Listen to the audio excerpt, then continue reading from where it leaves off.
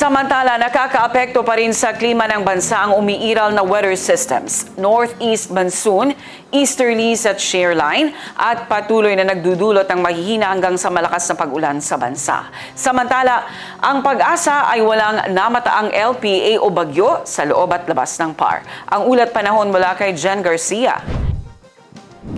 Sa weather bulletin mula sa Pag-asa, makikita sa ating iWeather Center na mataas ang posibilidad ng pag-ulan sa bahagi ng Southern Luzon, partikular sa Bicol Region, bunsod ng umiiral na shear line. Habang Northeast monsoon naman o amihan ang nagdudulot ng maulap hanggang sa mahihinang pag-ulan sa malaking bahagi ng Luzon. Sa nalalabing bahagi ng bansa, inaasahan din ang mahihinang pag-ulan na dala naman ng easterlies. Samantala, walang nakikitang LPA o bagyo ang Pag-asa sa loob at labas ng Philippine Area of Responsibility.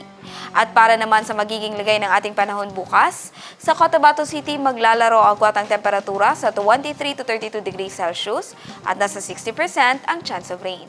Sa Maguindanao, papalo ang agwatang temperatura sa 22 to 30 degrees Celsius at nasa 70% ang tsansa ng pag-ulan.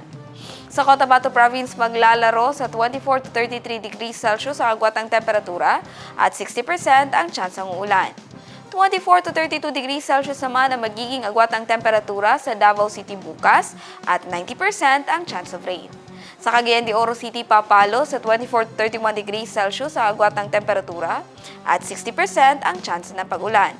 24 to 32 degrees Celsius ang inaasahang magiging agwatang temperatura sa Zamboanga City bukas at 10% naman ang chance ng uulan.